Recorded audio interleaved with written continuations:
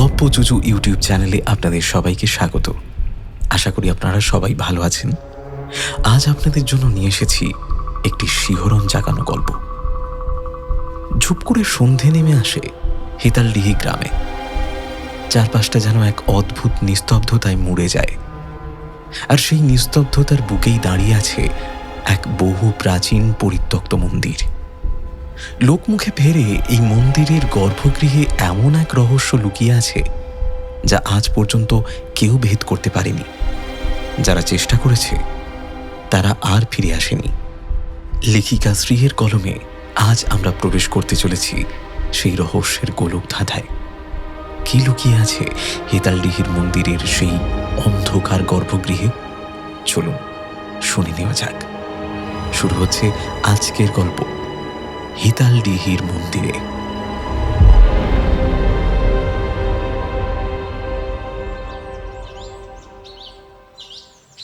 পুরকায়স্থ মশাই সবে মাত্র মায়ের সকালের নিত্য পুজো সেরে মন্দিরের চৌকাঠ পেরোতে যাচ্ছিলেন। ঠিক তখনই এই লোকটা বলতে গেলে এক প্রকার হুমড়ি খেয়েই তার পায়ের ওপরে আছড়ে পড়লে। ঠাকুর মশাই, হ্যাঁ, আমার বোনের সেলিডারে বাঁচান। ঠাকুর মশাই, আমার বোনের সেলিডারে বাঁচান। লোকটাকে পুরকায়স্থ মশাই চেনেন। ভূপতি ঘোষ এই গ্রামেরই বাসিন্দা। যাতে গোয়ালা, সাতপুরুষের দুধের কারবার, তবে অবস্থা মন্দ নয়। আরে করো কি হে? সকাল সকাল ভূপতি ঘোষের এমন আকস্মিক আবির্ভাবের জন্যে পুরকায়স্থ মশাই মোটেই প্রস্তুত ছিলেন না। তিনি ভূপতিকে কোনো মতে দাঁড় করিয়ে হাউমাউ করে উঠলেন। ভূপতি কিঞ্চিত অপ্রস্তুত হয়ে বলল, মাপ করবেন ঠাকুর মশাই, পূজার কাপড়েই আপনারে শুঁয়ে দিলাম বলি। পুরকায়স্থ মশাইয়ের কপালে কিঞ্চিত ভাঁজ খেলে যায়। গলায় ছদ্ম ক্ষোভ ফুটিয়ে তিনি বলে ওঠেন, এতদিন এ গায়ে থেকেও ব্রহ্মানন্দ পুরকায়স্থকে চিনলে না হে ভূপতি? তোমাদের কতবার না বলেছি, ওসব আসন বসনে কিচ্ছুটি হয় না কো। মানুষের মনটাই হলো গিয়ে আসল। শুদ্ধ মনে তুমি এক গলা পাঁকে বসে তারে ডাকলেও তিনি ঠিক সাড়া দেবেন তোমায়। পুরকায়স্থ মশাই চোখ বন্ধ করে অদৃশ্য কাউকে উদ্দেশ্য করে কপালে হাত ছোঁয়ান। দেখা দেখি ভূপতিও হাত জোর করে, করুণ গলায় বলে, এ গে, আপনারে চিনি বলেই তো ভরসা করি সকাল সকাল সুইটে এইছি ঠাকুর মশাই। আপনি সারা এই বেপদের দিনে আর কার কাছেই বা যেতুম বলেন দেখি। আচ্ছা, সে না হয় হলো, কিন্তু কি হয়েছে সেটা বলবে? আচ্ছা, তুমি এক কাজ করো দেখি বাপু, এইখানটায় তুমি একটু স্থির হয়ে বসো। হ্যাঁ, এবার ধীরে সুস্থে বলো তো কি হয়েছে। পুরকায়স্থ মশাই এক প্রকার জোর করেই ভূপতিকে ধরে নিয়ে ঠাকুর দালানেরই এক কোণে বসিয়ে দেন। ভূপতি খানিক ইতস্তত করে বলে, এ গে, কি যে ছাই হইছে সেটাই তো ধরতে পারা যাচ্ছে না ঠাকুর মশাই। কত ডাক্তার বলতে কত কি করা হইল, কিন্তু কেউই ঠিক করে বলতে পারছে না কিছু। নন্ত মানে আমাদের অনন্ত ছেলেটা আমাদের বড্ড ভালো ছেলে ঠাকুর মশাই। পড়াশোনাতে যেমন মাথা, খেলাধুলাতেও তেমনই নামডাক। কিন্তু মাসখানেক হইল ছেলেটারে অদ্ভুত একটা অসুখে ধরিছে। এই ধরুন দিব্যি ঠিকঠাক আছে, ঘুরতিছে ফিরতিছে, হাসছে খেলছে, কথা কইতিছে। হঠাৎ কি হইল, মাথা ঘুরে পড়ি গেল। ব্যাস, শরীরে আর কোনো সার নাই। মরার মতো ঠান্ডা হয়ে পড়ি থাকে ঘন্টার পর ঘন্টা। পেতম ওর মায়ের ভয় পেয়ে খুব কান্নাকাটি করতো, কিন্তু তারপর কয়েক ঘন্টা পর দেখতো ছেলে আবার জেকে সেই আগের মতো পুরো সুস্থ স্বাভাবিক, কোথাও কোনো সমস্যা নেই। আচ্ছা, এটা তো ওই মৃগী জাতীয় কিছু হতে পারে। তুমি তো ডাক্তার দেখিয়েছিলে বললে, তা ডাক্তারে কি বললেন? পুরকায়স্থ মশাইয়ের কথায় সামান্য মাথা নাড়ে ভূপতি, বলে, এক গে ডাক্তারও প্রথমটায় সেরমটাই কিছু সন্দেহ করেছিল ঠাকুর মশাই, কিন্তু ও শরীরে মির্গির কোনো লক্ষণ নাই। খিঁচুনি, হাত মুঠ হওয়া, এসব কিছু হয় না। আর তাছাড়া ভূপতি কি একটা বলতে গিয়ে থেমে যায়। পুরকায়স্থ মশাই জিজ্ঞেস করেন, তাছাড়া কি? তাছাড়া আরও একটা অদ্ভুত ব্যাপার আছে ঠাকুর মশাই। নন্তু যে সব সময় শুধু অজ্ঞান হয়ে যায় তাই নয়, মাঝে মাঝে মানে মাঝে মাঝে হঠাৎ হঠাৎ চেল্লাইয়া উঠে, কি সব জানি ভুল ভাল বিড়বিড় করে। আর সব আবার সুস্থ অবস্থা হলে পড়ে এই জ্ঞান হয়ে যাওয়া, বক বক করা, শিকার করা, এসব কিছুই ওর মনে থাকে না। শুধু মাথাটা ঝিমঝিম করতেছে কয়। মাথার যন্ত্রণাটা কিছুতেই ছাড়ে না। তরতাজা ছেলেটা দিন দিন কেমন জানি নিস্তেজ হয়ে যাচ্ছে ঠাকুর মশাই। একটানা কথাগুলো বলে সামান্য থামে ভূপতি। তার বুক চিরে ক্লান্ত একটা দীর্ঘশ্বাস বেরিয়ে আসে। পুরকায়স্থ মশাইয়ের দিকে তাকিয়ে হাত জোর করে সে বলে, নন্দর বাপ বছর কয়েক হলো ম্যালেরিয়ায় ভুগে ওদের সেরি গেছে। এখন সম্বল বলতে 7 রাজার ধন এই একখান ছেলে ছাড়া আমার বোনটার আর কেউ নাই আমার। আপনি আপনি ছেলেটারে বাঁচান ঠাকুর মশাই, ছেলেটারে বাঁচান। বড় আশা ভরসা দিয়া বোনটারে কই এইছি। আমি জানি আপনি থাকতে আমাকে নন্তুর কিচ্ছুটি হইব না। পুরকায়স্থ মশাই কপালে হাত দিয়ে কি যেন চিন্তা করতে থাকেন। তারপর সামনের মন্দির চাতালের দিকে তাকিয়ে কপালে হাত ঠেকিয়ে বলেন, আমি কেউ নয় হে ভূপতি, সবই মা ভবতারিণীর ইচ্ছে। মায়ের উপরে ভরসা রাখো হে। এই বিপদের দিনে মা তোমাদের নিশ্চয়ই সহায় হবেন। আর আপনি ঠাকুর মশাই, আপনি একবারটি যাবেন না ছেলেটার কাছে? ভূপতির গলায় সংশয় ঝরে পড়ে। পুরকায়স্থ মশাই স্মিত হাসেন, বলেন, জয় মা ভবতারিণী। স্বয়ং মা ভবতারিণীর ওপরে ভরসা নেই তোমার? বেশ, তুমি যাও, আমি আমি আসছি। আমার দ্বারা যদি কোনো সম্ভব হয় আমি আমি নিশ্চয়ই চেষ্টা করব। আর বাকি সবটা তো মায়ের হাতে। মাই খেয়াল রাখবেন, রাখলে মাই রাখবেন, আর মারলেও তিনি। জয় মা ভবতারিণী, জয় জয়। ভূপতিও ঠাকুর মশাইয়ের সাথে করজোড়ে মায়ের উদ্দেশ্যে প্রণাম জানায়। ছেলেটার চোখের দিকে কয়েক মুহূর্ত তাকিয়ে থেকে দৃষ্টি সরিয়ে নেন পুরকায়স্থ মশাই। এরকম চোখ জীবনে এর আগে খুব কমই দেখেছেন ব্রহ্মানন্দ। এত গভীর, এত ভাবালু দৃষ্টি দেখলে মনে হয় যেন সে ইহজগতের কোনো ব্যক্তি বা বস্তুর প্রতি চেয়ে নেই। তার দৃষ্টি যেন এই সমস্ত কিছুকে অতিক্রম করে অন্য কোনো জগতের সুদূর অতলান্তের গভীরে হারিয়ে গিয়েছে কোথাও। অনন্ত, অনন্ত। ছেলেটার কাঁধে হাত রেখে মৃদু গলায় ডাকেন পুরকায়স্থ মশাই। অনন্ত আগের মতোই নির্লিপ্ত ফ্যাকাশে চোখে তাকায়, অস্ফুট স্বরে বলে, তোমার কি শরীরের কোথাও কোনো কষ্ট হচ্ছে বাবা? পুরকায়স্থ মশাইয়ের দিকে তাকিয়ে না সূচকভাবে আলতো মাথা নাড়ে ছেলেটি। পুরকায়স্থ মশাই কি যেন চিন্তা করেন খানিক, তারপর আলতো করে ছেলেটার কপালে নিজের একটা আঙুল ছোঁয়ান। হঠাৎই যেন ছবির মতো স্থির হয়ে যায় অনন্ত। তার চোখে অদ্ভুত একটা অপার্থিব আতঙ্কের ছায়া ফুটে ওঠে। দিকবিদিক জ্ঞান শূন্য হয়ে আচমকাই উচ্চস্বরে চিৎকার করে ওঠে সে, না না না, আমি আমি আমি আমি আর দেখতে চাই না, আর আর দেখতে চাই না, আর না, আর না। থরথর করে কাঁপতে কাঁপতে বিছানার ওপরে হেলে পড়ে তার শরীরটা। তারপর একসময় নিজে থেকেই নিস্তেজ হয়ে যায় আবার। পুরকায়স্থ মশাই তার হাত দুটো স্পর্শ করে দেখেন ভূপতির কথা মিথ্যে নয়। ছেলেটির শরীর সত্যি সত্যি আশ্চর্য রকমের ঠান্ডা। খুব লক্ষ্য করে না দেখলে নিঃশ্বাস যে চলছে সেটা বোঝারই উপায় নেই। কি বুঝতেছেন ঠাকুর মশাই?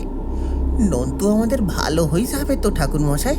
ভূপতি কখন যেন চুপটি করে জোর হস্তে ব্রহ্মানন্দের ঠিক পাশটাতে এসে দাঁড়িয়েছে। ব্রহ্মানন্দ খেয়াল করেননি। এখন তার ডাক শুনে চমক ভাঙতেই মুখ তুলে তাকান। তারপর ম্লান হেসে মা ভবতারিণীর উদ্দেশ্যে করজোড়ে প্রণাম জানিয়ে বলেন, মায়ের উপরে আস্থা রাখো হে ভূপতি, মা নিশ্চয়ই তোমাদের ছেলেকে ভালো করে দেবেন। তারপর কয়েক মুহূর্ত চুপ করে থেকে চিন্তিত গলায় জিজ্ঞেস করেন, অনন্ত কি এখন এভাবেই থাকবে? ভূপতির মুখ ম্লান দেখায়। বিষণ্ণ ভঙ্গিতে মাথা নাড়ে সে, বলে, এমন করেই পড়ে থাকে ঠাকুর মশাই, তারপর নিজে নিজেই উঠা বসে আবার।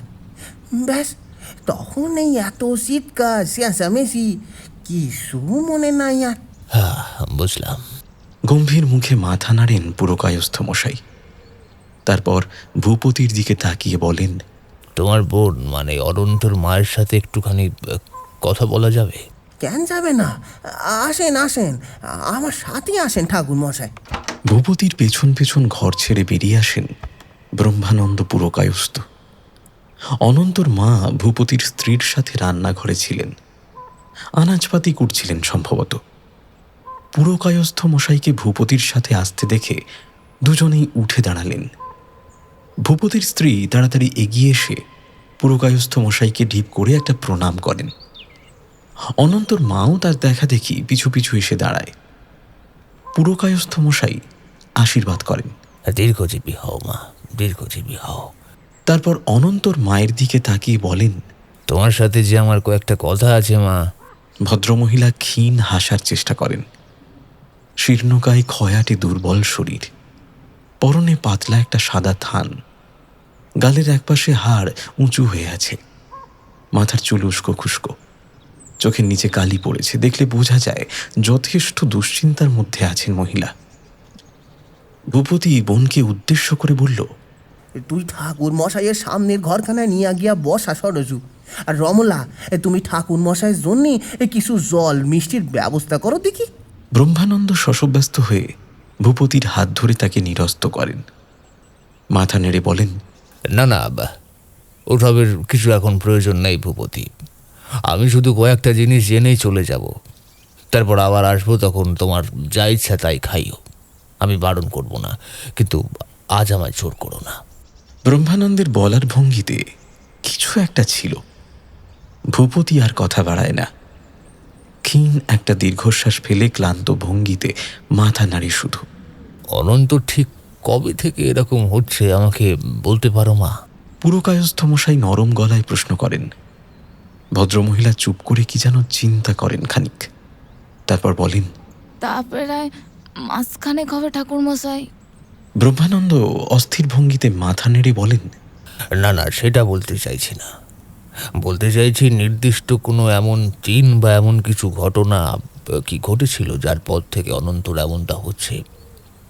একটু ভালো করে মনে করে দেখো তো মা। অনন্তর মা সরোজবালা আবারও চুপ করে কি যেন ভাবেন, তারপর বলেন, আসলে আমার ছেলেটা ছোট থেকে একটু খ্যাপাটে গোছের ঠাকুর মশাই। সাধু সন্ন্যাসীদের পিছে পিছে ঘুরঘুর করতো সবসময়। কোন বাজারে এখানে সেখানে ঘুরে বেড়াতে বড্ড ভালোবাসত। গেলবারের আগের বারে শীতে আমাদের ওখানে যে পুরো পটতলার মন্দির আছে, সেখানে এক সন্ন্যাসী ঠাকুর এসেছিলেন। ছেলেটা আমার সারাক্ষণ তার কাছে পড়ে থাকতো। শেষটায় ওই সন্ন্যাসী বাবা দৌড়ে ওখান থেকে বাগানোর লগে সিমটা তুলে তাড়াইও করেছিল একবার। সে কি কাণ্ড! কিন্তু তাই কি ছেলের পাগলামি তাতেও যায়নি কো। সে দূরের জলার পাট্টায় বসে মন্দিরের দিকে সে থাকতো ঘন্টার পর ঘন্টা। তারপর সাধু বাবা যেদিন ওখান থেকে চলে গেলে, এই দিনের পর থেকে ও রোজ ওই মন্দিরে যেত, ঘন্টার পর ঘন্টা ভিতরেই থাকতো, কি জানি খুঁজতো। আমি কত কইতাম যাস নে, কিন্তু কে শুনে কার কথা। তারপর একদিন এই মাস কয় আগের কথা, সন্ধে তখন হয় আমি দাওয়া থেকে আচারের বয়ম তুলছিলুম ঘরে। হঠাৎ দেখি ছেলে কেমন যেন হন্তদন্ত ওই ঘর এলো। চোখগুলো কেমন যেন লালছে, কেমন যেন পাগল লাগছিল রে। আমি ওর গায়ে মাথায় হাত বুলাই দিলাম, কইলাম, কি হয়েছে বাপ তোর? ছেলে কোনো উত্তর দিল না জানেন ঠাকুর মশাই। শুধু পাগলের মতো চারপাশে তাকাইতে লাগলো বারবার, যেন কাউরে বুঝতেছে। আমি বারবার জিগাইলাম, কি হয়েছে আমারে ক? কিন্তু ছেলে কিছু কইবার আগে অজ্ঞান হয়ে টাচ করি পড়ে গেল। আর তারপর থেকে যে কি যে চলিতেছে, এ তো ওর মামা আপনারে সব কইছেই। ভদ্রমহিলার গলা চিরে গভীর একটা দীর্ঘশ্বাস উঠে আসে। ব্রহ্মানন্দ জিজ্ঞেস করেন, সেদিনের পর আর কখনো ওই মন্দিরে গিয়েছিল অনন্ত? মহিলা মাথা নাড়েন, ধরা গলায় বলেন,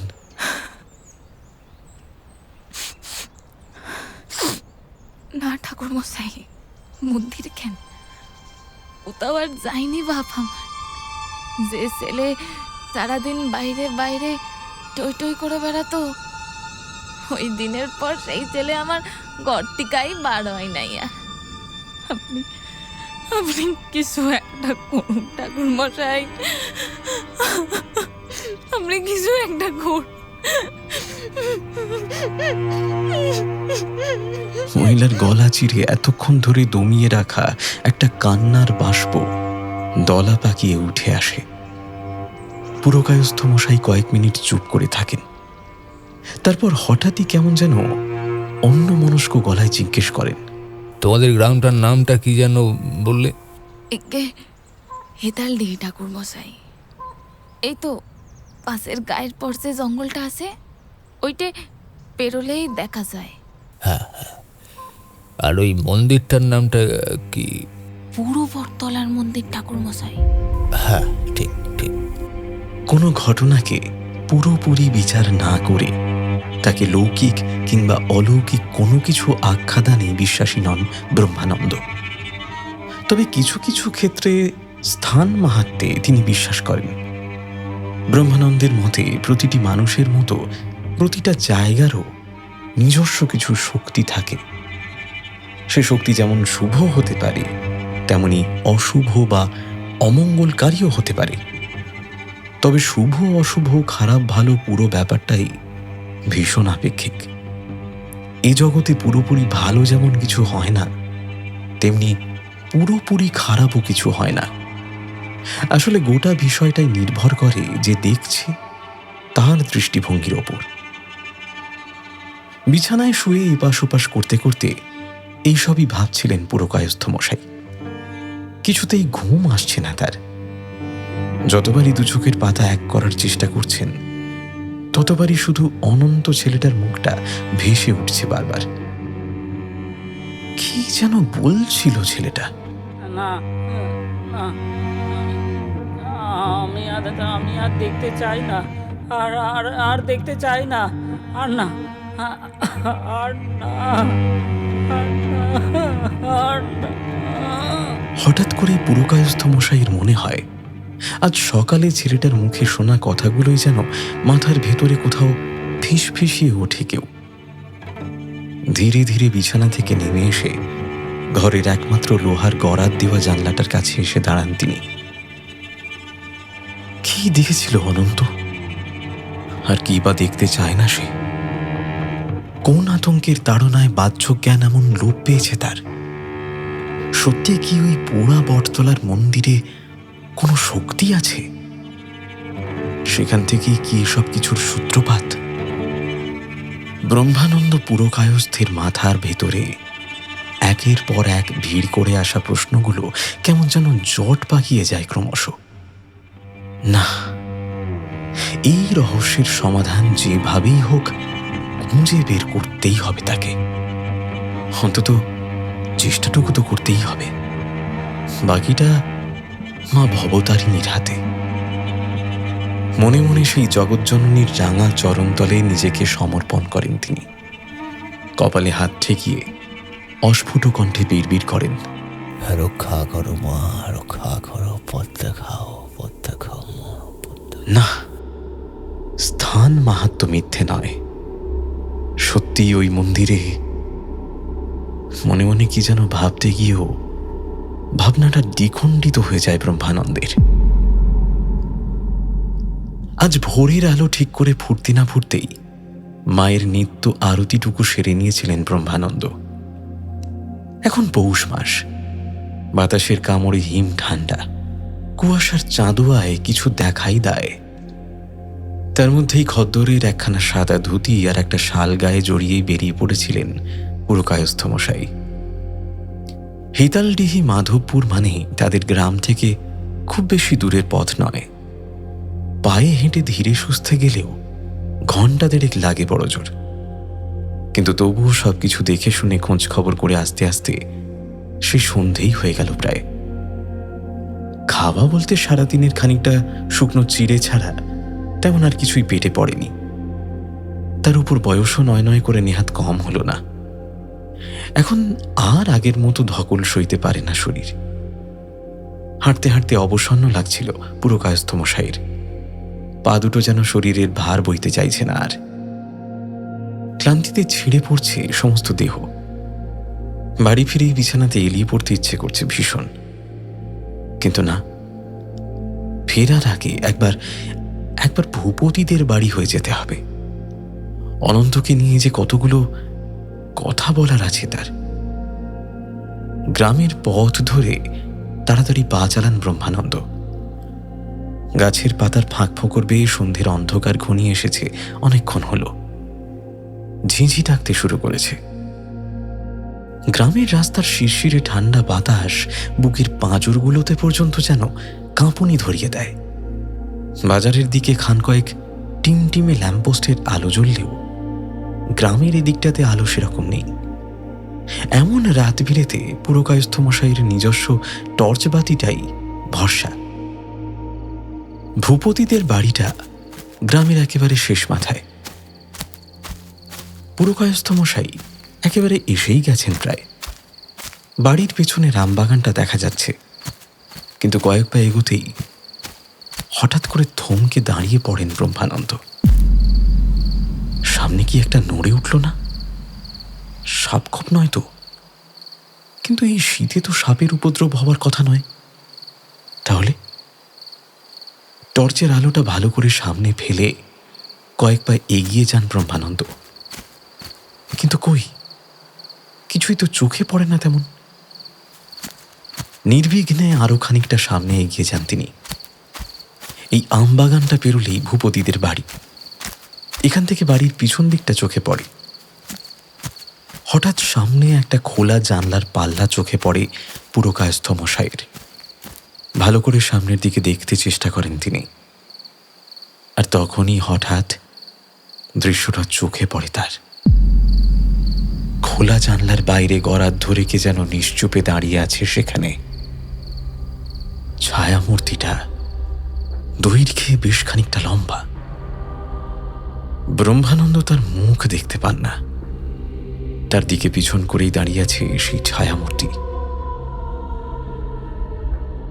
প্রথমে ব্রহ্মানন্দের মনে হয় হয়তোবা গ্রামেরই কেউ হবে, অনন্তকে দেখতে এসছে হয়তো। কিন্তু পর মুহূর্তেই তার মনে হয় গ্রামের কেউই যদি হয় তবে বাড়িতে না ঢুকে এভাবে বাড়ির পিছন দিকেই বা এসে দাঁড়িয়ে আছে কেন? তাহলে চোর টোর নয় তো? দ্বিতীয় সম্ভাবনাটার কথাই বেশি মনে হয় পুরকায়স্থ মশাইয়ের। ধীর পায়ে ছায়ামূর্তির দিকে কয়েক পা এগিয়ে যান তিনি। কিন্তু আরেকটু এগোতেই হঠাৎ বাতাসে পচা আঁশটে একটা গন্ধ নাকে আসে তার। তৎক্ষণাৎ আসন্ন কি এক অমঙ্গলের আশায় মুহূর্তে সতর্ক হয়ে ওঠে তার ষষ্ঠ ইন্দ্রিয়। স্থির হয়ে সেখানেই দাঁড়িয়ে পড়েন তিনি। আর তখনই ধীরে ধীরে পেছন ফিরে সেই ছায়ামূর্তি। টর্চের ক্ষীণ সাদা আলোয় স্পষ্ট তাকে দেখতে পান ব্রহ্মানন্দ।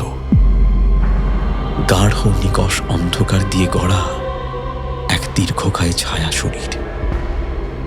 বিশ্রী এক পুতিগন্ধ ভেসে আসছে তার দেহ থেকে। মুখ চোখের অবয়ব বলে আলাদা কিছু নেই। সমস্তটাই নরকের কোনো প্রাচীন অন্ধকার দিয়ে তৈরি। শুধু সেই অন্ধকারের বুকে জেগে আছে লেলিহান আগুনের মতো লালচে দুটো চোখ। সে চোখের দৃষ্টিতে মিশে আছে পৃথিবীর যাবতীয় অমঙ্গল, যাবতীয় ক্ষুধা, ঘৃণা আর তীব্র বিবমিশা। যেন জগতের সমস্ত অপশক্তির আধার ওই দুটো চোখ।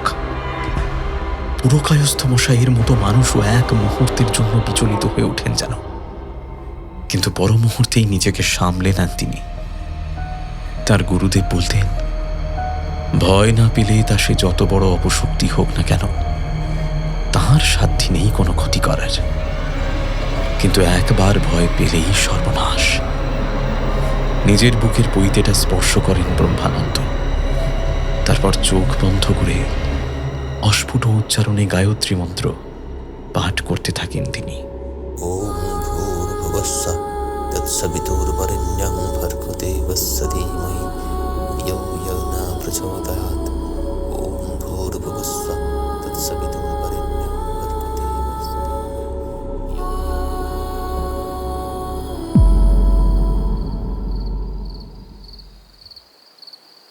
ভূপতি বাড়িতেই ছিল। পুরকায়স্থ মশাইকে দেখেই সে তার আপ্যায়নের জন্য ব্যস্ত হয়ে পড়ল। আসেন আসেন আসেন ঠাকুর মশাই, আসেন ভিতরে আসেন, বয়েন বয়েন। কিন্তু ব্রহ্মানন্দ উঠোনে দাঁড়িয়েই স্ফীত হেসে হাত নেড়ে নিরস্ত করেন তাকে। না না, আজ আর ভেতরে যাব না হে, অনেকটা পথ হেঁটে এসেছি, বাড়ি যেতে হবে।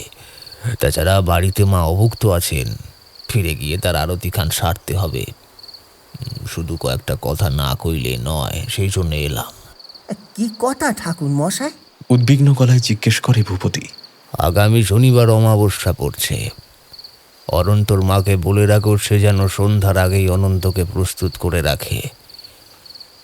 যেখান থেকে এসবের সূত্রপাত, শেষ করতেও সেখানেই যেতে হবে। ঠাকুর মশাইয়ের কথার বিন্দু বিসর্গ বিশেষ মাথায় ঢোকে না ভূপতির। তবুও কেমন যেন মোহগ্রস্তের মতো মাথা নেড়ে সম্মতি জানায় সে। পুরকায়স্থ মশাই চলেই আসতে যাচ্ছিলেন। হঠাৎ কি যেন একটা মনে পড়তে ঘুরে দাঁড়িয়ে পড়েন আবার। ভূপতির দিকে তাকিয়ে জিজ্ঞেস করেন, ওই যে পূব দিকের একেবারে শেষ প্রান্তের ঘরটাতেই আপাতত অনন্তের থাকার ব্যবস্থা হয়েছে, তাই তো? ভূপতি মাথা নেড়ে সম্মতি জানায়। ব্রহ্মানন্দ কয়েক মুহূর্ত কি যেন ভেবে নিয়ে বলেন, অনন্তর ঘরের জানলাগুলো সন্ধ্যার পরে সবসময় বন্ধ করে রাখবে, আর খেয়াল রাখবে যাতে রাতের বেলায় ওর সাথে সারাক্ষণ কেউ না কেউ যেন থাকে। এক মুহূর্তের জন্য ওকে একা ছাড়া যাবে না কিন্তু। ভূপতি কাঁচু মাছু মুখে জিজ্ঞেস করে, কিন্তু কেন ঠাকুর মশাই? ব্রহ্মানন্দ কারণটা আর খোলসা করে বলেন না কিছু। জানলার বাইরে একটু আগে তিনি যা দেখেছেন সেটা বলে অযথা ভূপতিকে বিব্রত করতে চান না আর। শুধু বলেন, যা বলছি সেটা শোনো ভালো করে, তাতে অনন্ত বা তোমাদের বিপদ খানিক কমবে আশা করি। আগামীকাল ভোর ভোর উঠবে, আমি এসে বাড়িটা বন্ধনের ব্যবস্থা করে দিয়ে যাব একবার। আর খেয়াল রাখবে অনন্ত যেন আগামী শনিবারের আগে কোনোভাবেই এই অবস্থাতে বাড়ির চৌহদ্দি না পার হয়, তাহলে কিন্তু অনর্থ ঘটবে। আর সেই অনর্থ আটকানোর ক্ষমতা আমার অন্তত নেই। ব্রহ্মানন্দ আর কিছু বলেন না। ভূপতিকে বিদায় জানিয়ে গ্রামের শীতল অন্ধকার পথে পা বাড়ান আবার।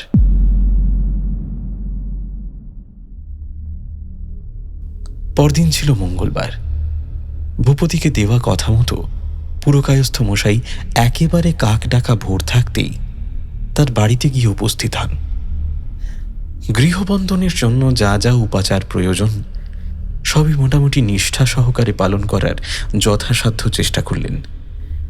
তারপর আসার আগে বারবার করে সতর্ক করে গেলেন যাতে অনন্তকে এই কদিন কোনোভাবেই ঘরের বাইরে যেতে দেওয়া না হয়। মাঝের 3টে দিন পুরকায়স্থ মশাইয়ের ভীষণ ব্যস্ততার মধ্যে দিয়ে কাটল। ঠিক করে নাওয়া খাবার পর্যন্ত সময় পেলেন না। অনেক প্রস্তুতি বাকি ছিল। যে অসম যুদ্ধে তিনি নামতে চলেছেন তার শেষ কোথায় কিংবা পরিণতিতেই বা কি লেখা আছে তা তাঁর জানা নেই। ব্রহ্মানন্দের আপন বলতে সাতকুলে কেউ নেই। তার বয়স প্রায় 60-এর গণ্ডি ছুঁই ছুঁই। জীবনের প্রতি আসক্তি কিংবা মোহ কোনোটাই তার আর নেই। তাই এই যুদ্ধে শেষে তিনি আর কোনোদিন এই পৃথিবীর চেনা আলো দেখতে পাবেন কিনা সেই ভাবনা তার আদৌ নেই। শুধু একটা ব্যাপারেই যা চিন্তা তার, তিনি না থাকলে তাদের এই 7 পুরুষের মন্দিরের দেখাশোনা কি করবে? মায়ের আরতি, নিত্য পুজো, ভোগের প্রসাদের ব্যবস্থাই বা কি করবে? কথাটা ভাবা মাত্রই দেওয়ালে টাঙানো মা ভবতারিণীর পটচিত্রটার দিকে চোখ চলে যায় ব্রহ্মানন্দ পুরকায়স্থের। আর্দ্র চোখেও ঠোঁটের কোণে এক চিলতে ক্ষীণ হাসি ফুটে ওঠে তার। যে জগৎজননী মা সকলের অন্নের যোগান দেন, তিনি কিনা তার ভোগের চিন্তা করছেন। মা, মাগো, তোমার এই অবোধ ছেলের ধৃষ্টতা তুমি ক্ষমা করো গো মা, ক্ষমা করো। দেবী ভবতারিণীকে উদ্দেশ্য করে চোখ বন্ধ করে দুহাত কপালে ঠেকান ব্রহ্মানন্দ।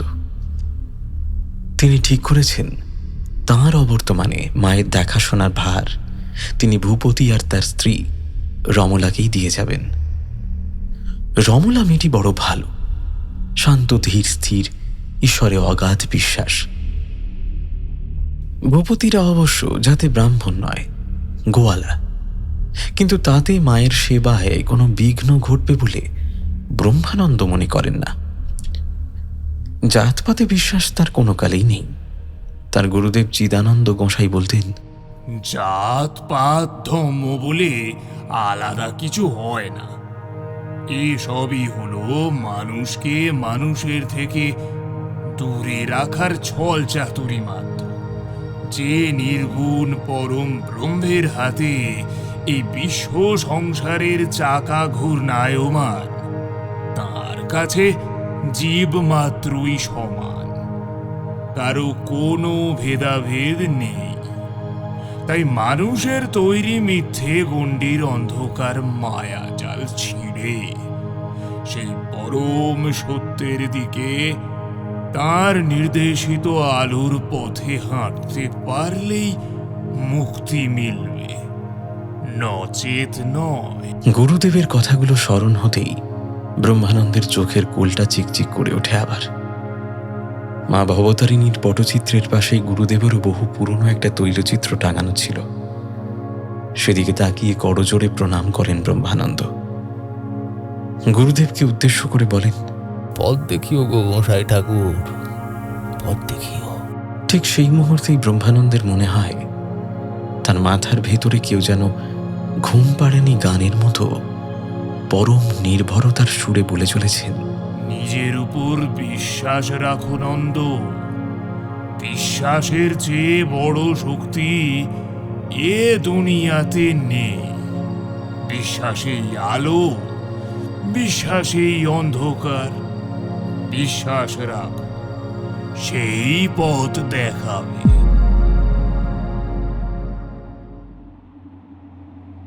যথারীতি পূর্ব প্রস্তুতি মতো শনিবার বেলা ঠিক 3:30 সময় পুরকায়স্থ মশাই অনন্তকে নিয়ে যাত্রা শুরু করলেন। গন্তব্য হেতালডিহি, বা আরও সঠিক করে বলতে হলে পোড়া বটতলার মন্দির। তবে রমলা আর অনন্তর মা সরজু কিছুতেই ওদের একলা ছাড়ল না। সঙ্গী হিসেবে তাই ভূপতিও এলো ওদের সাথে। অবশ্য পুরকায়স্থ মশাইও তাতে আপত্তি কিছু করেননি, বরং মনে মনে তিনি নিজেও তাই চাইছিলেন। ভূপতিকে যে কিছু কথা বলার আছে তার, যেগুলো অনন্তর মা কিংবা মামিমার উপস্থিতিতে তিনি বলতে চাইছিলেন না। তাই ভূপতি সঙ্গে করে আসাতে মনে মনে খুশি হলেন ব্রহ্মানন্দ। তারা যখন হেতালডিহি পৌঁছলেন তখন সূর্য পশ্চিম আকাশে লালের শেষ আবিরটুকু মাখিয়ে দিয়ে অস্ত যায়। অমাবস্যা লাগতে এখনো বেশ কিছু সময় দেরি আছে, আর অমাবস্যা না লাগলে আজকের এই বিশেষ প্রক্রিয়াকরণের কিছুই প্রায় শুরু করা যাবে না। তাই অনন্তকে পোড়া মন্দিরটার সামনের প্রকাণ্ড বটগাছটার নিচে বসিয়ে দিয়ে সাথের থলেতে করে আনা কি একটা গুড় জাতীয় পদার্থ ভালো করে ছড়িয়ে দিলেন বটগাছটার চারপাশে। ভূপতিকেও ডেকে বসালেন সেই গণ্ডির ভেতর। তারপর কাজ শেষ করে নিজেও এসে বসলেন তার পাশে। অনন্ত প্রকাণ্ড বটগাছটায় হেলান দিয়ে চুপ করে বসে আছে, নিষ্পলক চোখে সামনের দিকে চেয়ে আছে সে। চোখের দৃষ্টি শূন্য, ভাবলেশীন। হঠাৎ দেখলে মনে হয় অন্ধ। সেদিকে তাকিয়ে ক্ষীণ একটা দীর্ঘশ্বাস ফেলে ভূপতি। পুরকায়স্থ মশাই বোধ করি তার মনের ভাবখানা আন্দাজ করতে পারেন। আলতো করে ভূপতির কাঁধে একটা হাত রাখেন তিনি, বলেন, চিন্তা করো না হে ভূপতি, বিশ্বাস রাখো। আমার গুরুদেব মশাই ঠাকুর কইতেন, বিশ্বাসেই মানুষের সব থেকে বড় শক্তি লুকিয়ে আছে হে। তারপর কয়েক মুহূর্ত চুপ করে থেকে বলেন, তুমি এখানে এসেছো বড় ভালো হয়েছে হে ভূপতি। আসলে আমার তোমাকে কয়েকটা কথা বলার আছে। এগে কি কথা ঠাকুর মশাই? ব্রহ্মানন্দের দিকে তাকিয়ে অবাক গলায় প্রশ্ন করে ভূপতি। ব্রহ্মানন্দ পুরকায়স্থ আবারও খানিক চুপ করে থাকেন, যেন কিছু একটা বলবার জন্য মনে মনে যতটা সম্ভব গুছিয়ে নিচ্ছেন নিজেকে। ভূপতিও তাকে ডেকে অযথা বিরক্ত করে না। কিছুক্ষণ পর পুরকায়স্থ মশাই নিজেই বলতে শুরু করেন, এই কথাগুলো হয়তো আমার সেদিন সন্ধ্যাতেই তোমাদের বলা উচিত ছিল। তাহলে হয়তো আজ এই মন্দিরে অনন্তকে পাঠানোর আগে তোমরা অন্তত দুবার ভাবতে পারতে। কিন্তু বিশ্বাস করো ভূপতি, সেদিন সেই মুহূর্তে দাঁড়িয়ে আমার মনে হয়েছিল এছাড়া অনন্তকে ফেরাবার আর কোনো পথ নেই। আজ না হোক কাল ওরা অনন্তকে নিয়ে যাবেই, আর তাদের বেশি দিন ঠেকিয়ে রাখার মতো সামর্থ্য আমার অন্তত নেই। একটানা কথাগুলো বলিয়ে খানিক থামেন ব্রহ্মানন্দ। তারপর বড় একটা দীর্ঘশ্বাস ছেড়ে বলেন, মানুষের সভ্যতার সব থেকে বড় আশীর্বাদ কি জানো হে ভূপতি? তার অসীম কৌতূহল। মানুষ তার দুর্দম কৌতূহলের বশেই জয় করেছে তুষার ঘেরা পর্বত শৃঙ্গ, বশ মানিয়েছে স্রোতস্বিনী নদীকে। মানুষের কৌতূহল ছাড়া বিজ্ঞানের সাধ্য কি ছিল হে? সে তাকে আলোর চাবি দেয়, কিন্তু প্রতিটা মুদ্রারই এপিঠ থাকে আর ওপিঠও থাকে। অতিরিক্ত কোনো কিছুই ভালো নয় হে। প্রত্যেকটা জিনিসের মতো মানুষের কৌতূহলেরও একটা সীমা পরিসীমা থাকা উচিত। রাজা ইন্দ্রদুম্নের অতি কৌতূহলের জন্য জগন্নাথ দেবের মূর্তিটা অসম্পূর্ণই থেকে গিয়েছিল। আসলে সময় থাকতে কোথায় থামতে হবে সেটা আগে থেকে জানতে হয়, না হলে যে বিপদ আসবে তার সম্মুখীন হতে অনেকেই পারে না। অনন্তও পারেনি। অনন্তকে দেখে আমার প্রথমবারই মনে হয়েছিল কি একটা ব্যাপারে না জানি সে বড় ভয় পেয়ে আছে, কিন্তু ভয়টা যে কিসের সেটা বুঝতে পারছিলাম না। তারপরে ওর মা মানে তোমার বোন সরজুর কাছে ওর ব্যাপারে কথাগুলো শুনলাম।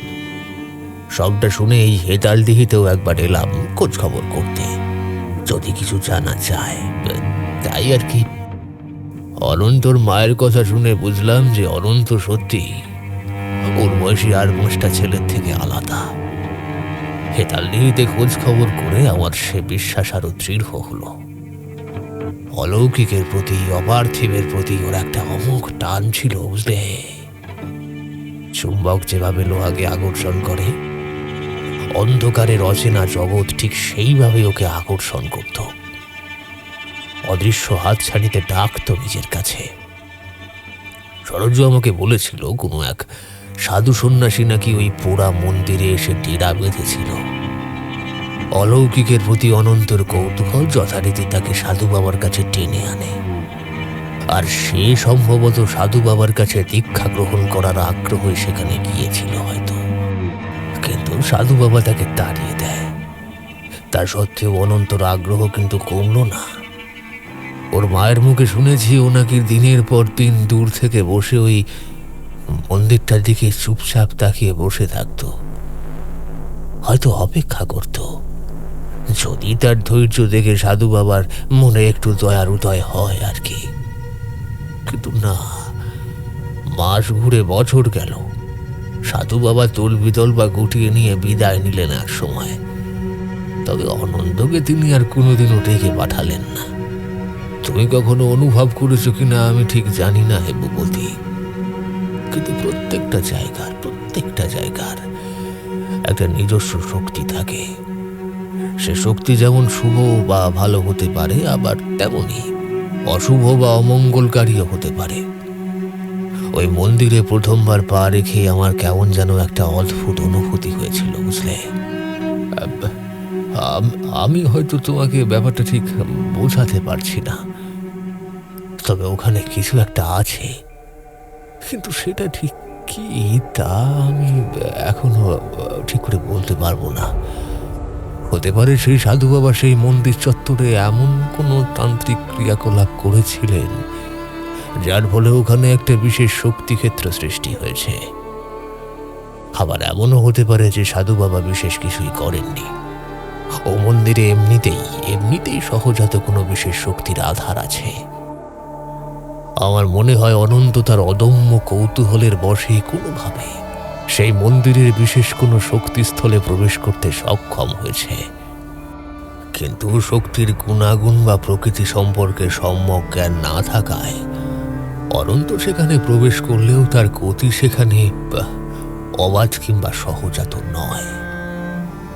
চিরটা কাল ধরে অন্ধকারে থাকা মানুষ যদি হঠাৎ করে কোনো আলোর মধ্যে গিয়ে পড়ে, তাহলে তার যেমন অবস্থা হবে অনন্তরও ঠিক তেমনই অবস্থা হয়েছে। অনন্ত সেখানে অবাঞ্ছিত এক অনুপ্রবেশকারী মাত্র। সে এমন কিছু দৃশ্য দেখেছে বা দেখছে, অথবা বলা ভালো দেখতে বাধ্য হচ্ছে, যাতে তার মানসিক স্থিতি সম্পূর্ণরূপে নষ্ট হয়ে গিয়েছে। অনন্ত স্থূল দেহটা আপাতভাবে এই পার্থিব জগতে আবদ্ধ হলেও তার সূক্ষ্ম শরীরটা সুতোয় বাঁধা পড়ে গিয়েছে আমাদের দৃষ্টির অতীত এক অতীন্দ্রিয় সমান্তরাল বিশ্বজগতে। সেখানে সময় বলে কিছু নেই। ভালো মন্দ, শুভ অশুভ, আলো অন্ধকার সমস্ত কিছু সেখানে এক সূত্রে বাঁধা। আমি জানি না আদেও অনন্তর পক্ষে সেই জগতের সমস্ত বন্ধন ছিন্ন করে আবার এই পার্থিব জগতের বুকে ফিরে আসা সম্ভব হবে কিনা। তবে তা যদি সম্ভব হয়, তা একমাত্র সম্ভব হবে সেখানেই যেখান থেকে অনন্ত প্রবেশ করেছিল সেই জগতে। আর আমার বিশ্বাস সেই অতীন্দ্রিয় জগতের প্রবেশপথ ওই মন্দিরের কোথাও না কোথাও লুকিয়ে আছে। কোনোভাবে যদি সেই শক্তিস্থলকে পুনরায় জাগ্রত করা যায়, তবে আবার সেই দরজা খুলে যাবে। কিন্তু কি যেন একটা বলতে গিয়েও থেমে যান পুরকায়স্থ মশাই। ভূপতি এতক্ষণ একটা কথাও বলেনি। সে মন দিয়ে বসে ঠাকুর মশাইয়ের সমস্ত কথা চুপচাপ শুনছিল। এবারে পুরকায়স্থ মশাই থামতে সে মৃদু গলায় জিজ্ঞেস করে, কিন্তু কি ঠাকুর মশাই, আপনি সংকোচ করবেন না। যাই হোক না কেন, আপনের কথা আমার মাথা পেতে নেব আমরা। আপনি আপনি কন ঠাকুর মশাই, আপনি আপনি কন, আপনি কন। ব্রহ্মানন্দ মৃদু একটা দীর্ঘশ্বাস ফেলে বলেন, কিন্তু সেই দুয়ার খুললেই যে অনন্তকে আবার ফিরিয়ে আনা যাবে তেমনটা নয় ভূপতি, বরং তার বিপরীত হওয়ার সম্ভাবনাটাই বেশি। অর্থাৎ সেই দুনিয়া অনন্তকে চিরটা কালের মতো নিজের কাছে টেনে নিয়ে গিয়ে হারিয়ে যাবে চিরতরে। তবে অনন্তর ভালো করতে হলে এই চোখেটুকু নেওয়া ছাড়া আর কোনো দ্বিতীয় পথ আমি দেখতে পাচ্ছি না। ঠাকুর মশাইয়ের কথা শুনে ভূপতি মুহূর্তখানিক চুপ করে থাকে। তারপর ধীরে ধীরে মুখ তুলে যায়, ধীর অথচ দৃঢ় গলায় বলে, আপনের উপর আমাকে পুরো আস্থা আছে ঠাকুর মশাই। আপনি তো কন রাখলে মাই রাখবেন, নিলে তিনি নিবেন। আবার যা হওনের তা হইবই ঠাকুর মশাই, কেউ তারে ঠেকাইতে পারবো না। আপনের যা করণের আপনি করেন ঠাকুর মশাই। মা ঠিক আমাকে সাথে দিবেন, ঠিক দিবেন। আপনি দেখা নেবেন ঠাকুর মশাই, আপনি দেখা নেবেন। মা গো মা। ব্রহ্মানন্দ নিজের দুটো হাত কপালে ঠেকিয়ে করজোরে প্রণাম করেন। অস্ফুট উচ্চারণে তার ঠোঁট জোড়া ঈষৎ কেঁপে ওঠে। তাই যেন হয় গো মা, তাই যেন হয়। কাছেই কোথাও মিহি সুরে একপাল শেয়াল ডেকে ওঠে। হেতাল গাছের ঘন ছায়ার আড়ালে চুপ করে সন্ধে নামে হঠাৎ। তিথি নক্ষত্রের হিসেব অনুসারে অমাবস্যা লাগতে আর কিছু মাত্র সময় বাকি। অনন্তকে সাথে নিয়ে একাই মন্দিরে প্রবেশ করেছেন ব্রহ্মানন্দ। ভূপতিকে দাঁড় করিয়ে রেখে এসেছেন সেই গাছতলাতেই। বলেছেন ভোরের আলো ফোটা পর্যন্ত সেখানেই অপেক্ষা করতে। তবে ভোরের আলো ফোটার পরেও যদি তারা না ফেরেন, তবে কিছু লোকজন জড়ো করে মন্দিরের মূল গর্ভগৃহে প্রবেশ করতে। অনন্তকে নিয়ে গর্ভগৃহে প্রবেশ করলেন ব্রহ্মানন্দ। সাধারণত যে কোনো মন্দিরেরই সমস্ত শক্তির কেন্দ্রস্থল হয় এই গর্ভগৃহ। মন্দিরের অধিষ্ঠাত্রী দেব বা দেবীর মূল মূর্তিও এখানেই থাকে। মন্দিরটা বেশ প্রাচীন, অনেকটাই ভেঙে পড়েছে প্রায়। জায়গায় জায়গায় আধিপত্য বিস্তার করেছে বট অশ্বত্থ হিজল পাকুড়ের সুবিস্তৃত ডালপালা, যেন শতাব্দী প্রাচীন ভগ্নপ্রায় কোনো বিস্তৃত নগরীর জরাজীর্ণ মৃত ধ্বংসস্তূপ।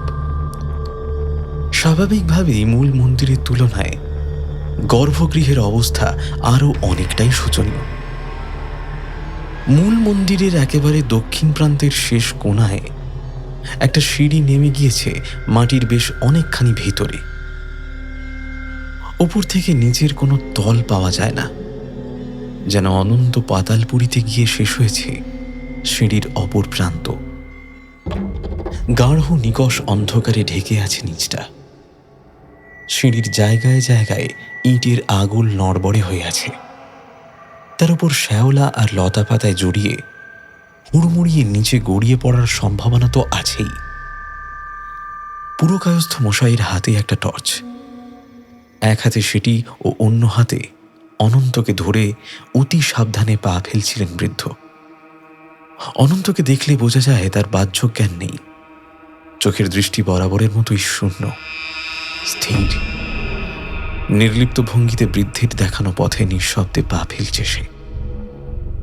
মন্দিরের নিচটা অসম্ভব ঠান্ডা, যেন কি এক অস্বাভাবিক কারণবশত তাপমাত্রা হঠাৎই এক ধাক্কায় নেমে গিয়েছে অনেকটা। ব্রহ্মানন্দ যখন অনন্তকে সঙ্গে করে সিঁড়ির শেষ ধাপটা পার করে মূল গর্ভগৃহে এসে পা রাখলেন, বাইরে রাত তখন কত গভীর তা বোঝার উপায় নেই। মেঝে এখানে অসম্ভব ঠান্ডা, পিচ্ছিল আর ভিজিয়ে স্যাঁতস্যাঁতে। বাতাসে বিশ্রী একটা দমবন্ধকর গুমোট ভাব। মনে হয় যেন কতকাল মানুষের পা পড়েনি এখানে। টর্চের আলোয় চারপাশটা একবার চোখ বুলিয়ে দেখে নিলেন ব্রহ্মানন্দ। ঘরটার দৈর্ঘ্যে খুব বেশি লম্বা নয়, প্রস্থেও অনুরূপ, বর্গাকার গঠন। দেওয়ালে শ্যাওলার পুরু আস্তরণ থেকে ভিজে একটা ঠান্ডা ভাব উঠছে। আর্দ্র সোদা গন্ধের সাথে আরো কি একটা অপরিচিত গন্ধ মিশে আছে। ঘরের মাঝ বরাবর ছোট্ট একটা চৌকোনা বেদি। একসময় হয়তো মন্দিরের অধিষ্ঠাত্রীর মূর্তি শোভা পেত সেখানে, কিন্তু এখন সেই স্থান সম্পূর্ণ ফাঁকা।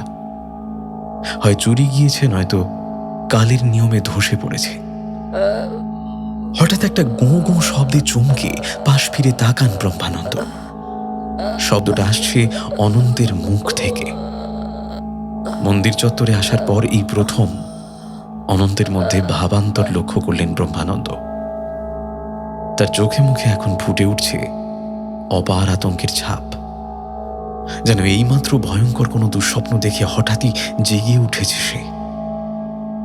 ব্রহ্মানন্দ বিচলিত হলেন না। স্থির অকম্প চিত্তে চোখ বন্ধ করে নিজের ডান হাতের তর্জনী দিয়ে অনন্তর কপালের ঠিক মধ্যম স্থানটিতে স্পর্শ করলেন। মাত্র কয়েকটা নিষ্পন্দ নীরব মুহূর্ত। তারপরেই হঠাৎ ধপ করে মেঝেতে লুটিয়ে পড়ে অনন্তের শরীরটা। তবে ব্রহ্মানন্দ সতর্ক থাকায় তিনি অনেকটাই ধরে ফেলেন তাকে। অনন্তর শরীরে আঘাত লাগে না। ব্রহ্মানন্দর গলা চিরে ক্ষীণ শীতল একটা দীর্ঘশ্বাস উঠে আসে। মনে মনে যেন বহুদূরের কোনো অসীম সমুদ্রের ওপার থেকে ভেসে আসা গুরু গোসাই ঠাকুরের কণ্ঠস্বর শুনতে পান তিনি। ঝড় আসছে নন্দ, ঝড় আসছে। নিজের উপর বিশ্বাস হারাসনি। বিশ্বাসের চেয়ে বড় শক্তি এ দুনিয়াতে নেই। বিশ্বাসেই আলো, বিশ্বাসেই অন্ধকার। বিশ্বাস রাখ, সেই পথ দেখাবে। সমস্ত উপাচার সাজিয়ে ধ্বনিতে অগ্নিসংযোগ করে বিক্ষিপ্ত চিন্তাগুলোকে এক সুতোয় গেঁথে মনকে স্থির করার চেষ্টা করলেন ব্রহ্মানন্দ। অনন্তর দেহটা তার ঠিক অপর প্রান্তে ধ্বনির এক পাশে একটি বৃত্তের মধ্যে শায়িত। সে দেহে যে প্রাণের অস্তিত্ব আদৌ আছে, দূর থেকে তা বোঝার উপায় নেই। দেহে প্রাণের চিহ্নস্বরূপ খুব ক্ষীণভাবে শীর্ণকায় হাড় জিরজিরে বুকটুকু ওঠানামা করছে শুধু। সেদিকে তাকিয়ে জলে ঢিল পড়লে যেমন জল তরঙ্গ ওঠে, সেভাবেই ব্রহ্মানন্দের স্থির একাগ্রচিত্তে মৃদু একটা আলোড়ন খেলে গেল। বুকের ভেতরটা অজানা এক আশঙ্কায় কেঁপে উঠল তার। তিনি পারবেন তো?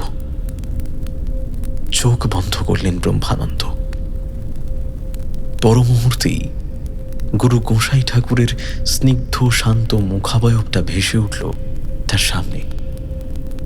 ব্রহ্মানন্দের মনে হল গুরুদেব যেন তার দিকেই চেয়ে আছেন।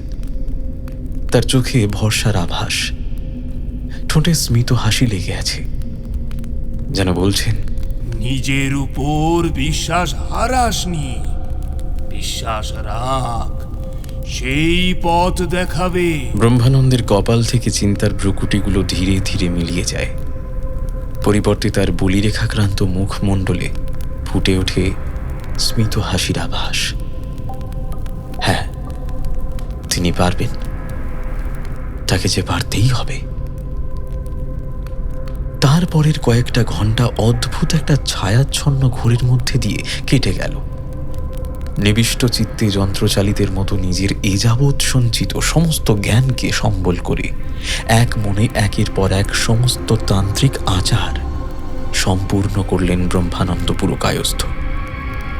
ধ্বনির আগুনের তেজ বেড়েছে। সেই আগুনের ধিকি ধিকি আঁচের পরশ এখন তার চোখেও ছায়া ফেলেছে। অদ্ভুত শীতল চোখে অনন্তর শায়িত শরীরটার দিকে তাকালেন তিনি। সেই মাহেন্দ্রক্ষণ উপস্থিত। এবারেই সেই চূড়ান্ত পরীক্ষা। হয় ফেরা, না হলে না না না, বিপরীত ফলাফলের কথা তিনি চিন্তা করবেন না। মনকে সংযত করলেন ব্রহ্মানন্দ। তারপর ধীর পায়ে উঠে গিয়ে ধুনির পাশে রাখা তাম্রপাত্র থেকে কি একটা তরল যেন ছিটিয়ে দিলেন অনন্তর সমস্ত শরীরে। অনন্তর শরীরটা যেন মৃদু কেঁপে উঠল হঠাৎ। ব্রহ্মানন্দ নিজের বাম হাতের তর্জনীটা ছোঁয়ালেন তার ভুরুর ঠিক মাঝখানে। তারপর চোখ বন্ধ করে মৃদু দুর্বোধ্য সুরে শুরু করলেন মন্ত্রোচ্চারণ। ক্রিং ক্রিং হ্রিং হ্রিং দক্ষিণা কালিকা ক্রিং ক্রিং ক্রিং। সময়ের সাথে সাথে মন্ত্রের তীব্রতাও ধীরে ধীরে বাড়তে লাগলো ক্রমশ। আর সেই সাথে মৃত্যুর ভেতরের মাটিও একটু একটু করে উষ্ণ হতে শুরু করলো যেন। অনন্তর শরীরের কম্পনের মাত্রাও আগের থেকে বহু গুণে বেড়েছে। তার সমস্ত শরীর বিদ্যুৎ স্পৃষ্টের মতো থরথর করে কাঁপছে। ধীরে ধীরে ধনুকের মতো বেঁকে যাচ্ছে তার সমস্ত দেহটা। মড়মড় করে শব্দ হচ্ছে। হাড়গুলো দুমড়ে মুচড়ে বেঁকে যাচ্ছে যেন। মনে হচ্ছে কেউ যেন অদৃশ্য কোনো দড়ি দিয়ে বেঁধে রেখেছে তার দেহটা। সেই বাঁধন ছেঁড়ার আপ্রাণ চেষ্টা চালিয়ে যাচ্ছে সে। পুরকায়স্থ মশাইয়ের সমস্ত মুখমণ্ডল জুড়ে ক্লেশের ছাপ স্পষ্ট হয়ে উঠছে। কপালে মৃদু মৃদু ঘামের ফোঁটা জমছে তার। কিন্তু তবুও মন্ত্রের তীব্রতা কমেনি। তার গমগমে কণ্ঠস্বরে মুহুর্মুহু কেঁপে উঠছে মন্দিরের গর্ভগৃহের প্রাচীন নোনা ধরা দেওয়াল। दक्षिणकालिका অনন্তর এতক্ষণ ধরে বন্ধ চোখের পাতা দুটো খুলে গেল হঠাৎ। কিন্তু কিন্তু সেই চোখে যে দৃষ্টি ফুটে উঠেছে তা কোনো মানুষের নয়, হতে পারে না। সেখানে আলাদা করে মনি বলে কিছু নেই। সমস্ত চোখ জুড়ে ছেয়ে আছে অমাবস্যার মতো নিকষ গাঢ় অন্ধকার। ঠোঁটের কষ বেয়ে লাল গড়িয়ে পড়ছে। সমস্ত মুখমণ্ডল জুড়ে ফুটে উঠেছে এক পাশবিক জিঘাংসা। হঠাৎ অদ্ভুত ঘ্যাড় ঘ্যাড়ে একটা দলা পাকানো শব্দ বেরিয়ে এলো তার গলা চিরে। কানে তালা লাগানো বিকট একটা খলখল শব্দ করে হেসে উঠল সে।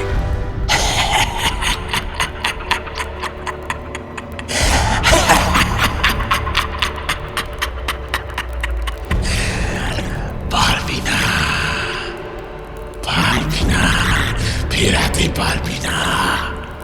অন্ধকারের বুকে যে একবার হেঁটেছে, অন্ধকারও তার বুকে থাবা গেড়েছে।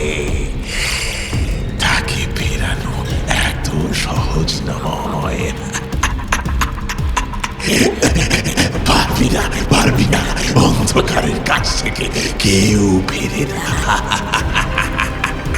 ব্রহ্মানন্দের মনে হলো কয়েক প্রজন্ম ধরে নরকের বুকে জমে থাকা সমস্ত ঘৃণা, অন্ধকার, কামনা, বাসনা সবকিছু যেন একত্রিত হয়ে অনন্তর কণ্ঠনালী চিরে উঠে এসেছে।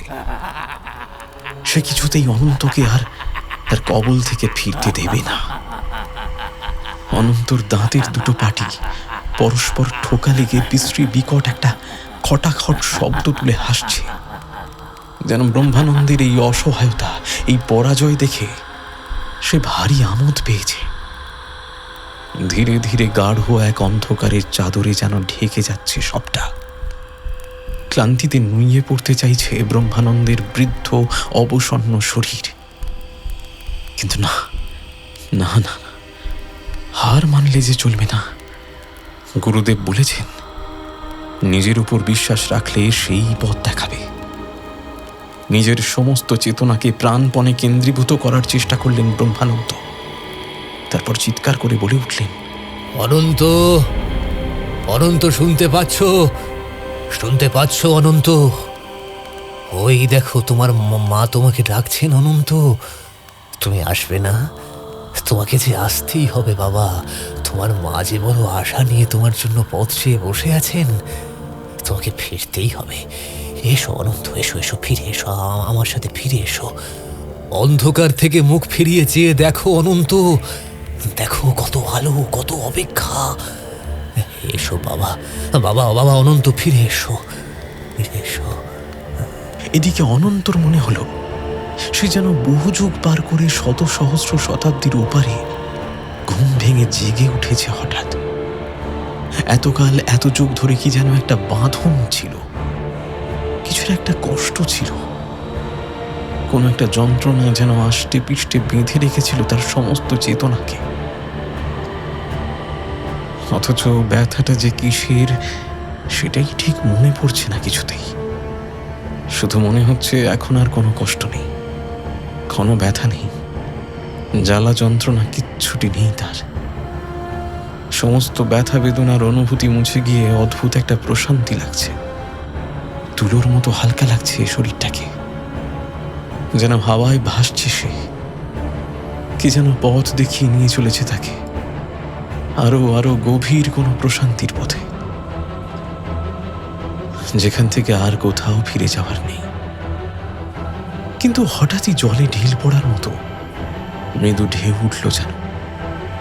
অনন্তর মনে হলো কে যেন তাকে ডাকছে বহুদূর থেকে। একটা মুখ, এক বৃদ্ধ। মুখটা চেনা চেনা মনে হলো তার, যেন বহুকাল আগে জ্বরের ঘোরে দেখা। ধীরে ধীরে বদলে যাচ্ছে দৃশ্যপট। কোথায় বৃদ্ধ? এই যে তার মা। কিন্তু কিন্তু এ কি? মায়ের চোখে জল কেন? মা কাঁদছে, কিন্তু কেন? অনন্তর মনে হলো সে এক্ষুনি ছুটে যায় তার মায়ের কাছে, চিৎকার করে জিজ্ঞেস করে, মা, মা, কি হয়েছে তোমার? কিন্তু এ কি, সে সে যেতে পারছে না কেন? আচমকা সমস্ত ছবিগুলো টুকরো টুকরো হয়ে মিলিয়ে গেল যেন। চারদিক থেকে হঠাৎ হাহা করে ধেয়ে এলো একরাশ চাপা অন্ধকার। এতক্ষণে এই প্রথম ভয় পেল অনন্ত। তার মনে হলো এই অন্ধকার ছেড়ে আর কখনো সে বেরোতে পারবে না, আর কখনো নিজের সেই ছোট্ট কুঁড়িটায় ফেরা হবে না, তার মায়ের কাছে ফেরা হবে না। হঠাৎ খুব কান্না পেল অনন্তর। মনে হলো এই অসহ্য অন্ধকারে দম বন্ধ হয়ে আসবে যেন। ফেরার পথ কোথায়? তাকে যে যেতে হবে, মায়ের কাছে যেতে হবে তাকে। ধীরে ধীরে হাসি ফুটে ওঠে ব্রহ্মানন্দের ক্লান্ত ঠোঁটের কোণায়। পেরেছেন, তিনি পেরেছেন। তিনি দেখলেন অনন্তর দেহটা এক মুহূর্তের জন্য স্থির হয়ে গেল। হঠাৎ মুখ থেকে খানিকটা কাঁচা রক্ত উঠে এলো, আর সেই মুহূর্তেই বিশ্রী একটা পচা গন্ধে ভরে উঠল সমস্ত ঘরটা। মনে মনে প্রস্তুত হলেন ব্রহ্মানন্দ। তারা এসেছে, তারা তাদের শিকারকে যে এত সহজে ফিরতে দেবে না কখনো। হঠাৎ প্রচন্ড একটা কাঁপুনিতে মেঝেটা দুলে উঠল। ধীরে ধীরে কড়কড় একটা শব্দে মেঝেটা আড়াআড়িভাবে ফেটে গেল। হঠাৎ সেখান থেকে মাটির অতল চিরে উঠে আসতে লাগলো রাশি রাশি মেঘের মতো পুঞ্জীভূত ঘন অন্ধকার। তারা হাত বাড়িয়ে ডাকছে। মনে হচ্ছে শত শত প্রেত কণ্ঠস্বর যেন হাহাকার করে সমস্ত পৃথিবীকে রসাতলে টেনে নিয়ে যেতে এসেছে।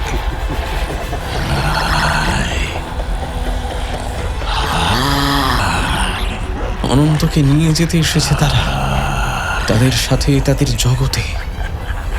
ব্রহ্মানন্দের মনে হচ্ছে তার চেতনার শেষ বিন্দুটুকুও যেন ধীরে ধীরে মুছে যাচ্ছে এবার। কিন্তু না, তিনি আস্থা হারাবেন না। মা ভবতারিণীর উপর, নিজের উপর, পুরো গোসাই ঠাকুরের উপর শেষ অবধি বিশ্বাস রেখে তিনি লড়ে যাবেন। গুরুদেব যে বলেছেন, বিশ্বাসের থেকে বড় শক্তি আর কিচ্ছুতে নেই।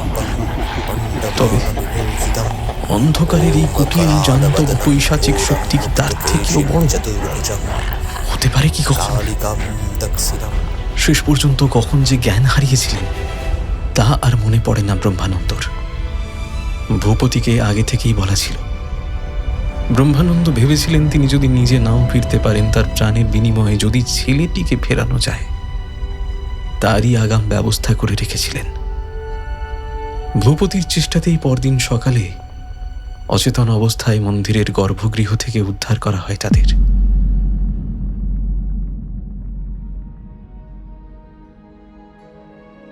তারপর আরও কয়েকটা বছর পেরিয়ে গিয়েছে।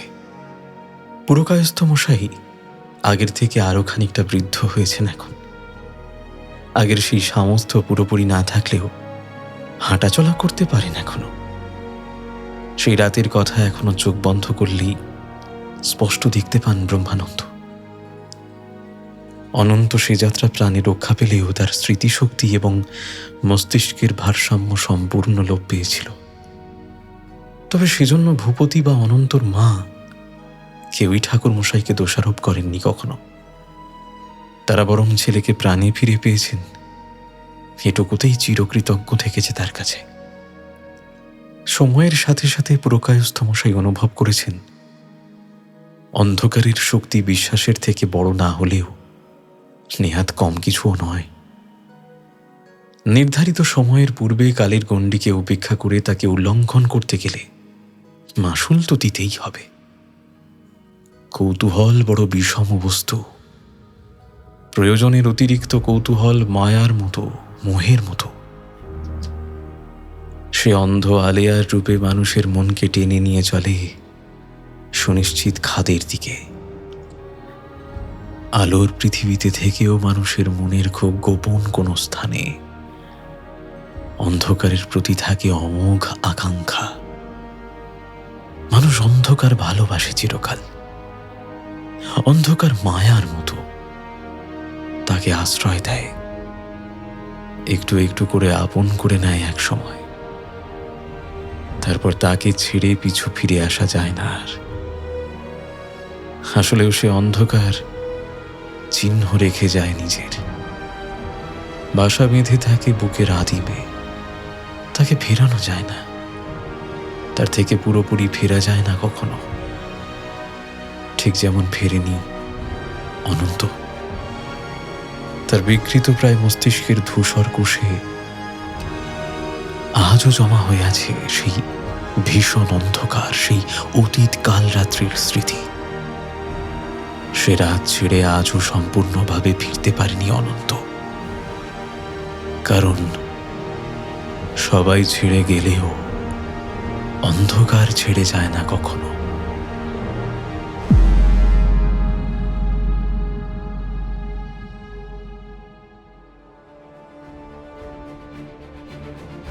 শেষ হলো আমাদের আজকের গল্প শ্রীয়ের কলমে হেতাল ডিহির মন্দিরে। আশা করি গল্পটি আপনাদের ভালো লেগেছে। যদি ভালো লেগে থাকে তাহলে প্লিজ কমেন্ট করে জানান আমাদের, আর শেয়ার করতে পারেন আপনাদের বন্ধু মহলে। সূত্রধার এবং কথকের ভূমিকায় আমি কৌশিক, অন্যান্য চরিত্রে অচ্যুতা, আলাপন, অন্বেষা, শিব এবং সৌরভ। এরকম আরও গা ছমছমে গল্প শুনতে আজই আমাদের চ্যানেলটি সাবস্ক্রাইব করে ফেলুন। দেখা হচ্ছে আগামী পর্বে নতুন কোনো রহস্যের খোঁজে। ততক্ষণ পর্যন্ত সাবধানে থাকবেন, ভালো থাকবেন আর শুনতে থাকবেন গপ্প জুজু।